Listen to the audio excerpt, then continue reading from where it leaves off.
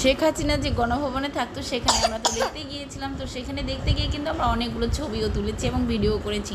আর ইতিমধ্যে আপনারা আমার সব ভিডিও পেয়ে গেছেন। যারা আমার চ্যানেলে সাবস্ক্রাইব করে রেখেছেন, আমার ভিডিওগুলো দেখেন, তারা সবাই অবশ্যই দেখতে পেয়েছেন। তো তারই মধ্যে আমরা অনেকগুলো ছবি তুলেছিলাম। তো মামের অনেকগুলো ছবি আজকে আমি এই আপনাদের সামনে তুলে ধরলাম। তো আশা করি ভালো লাগবে।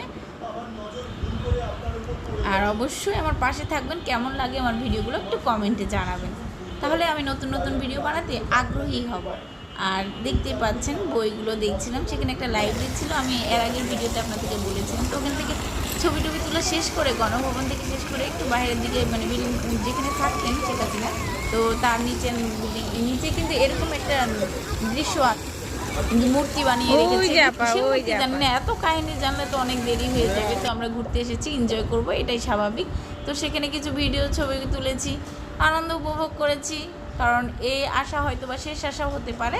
তো কেমন লেগেছে আমার ভিডিওগুলো, ছবিগুলো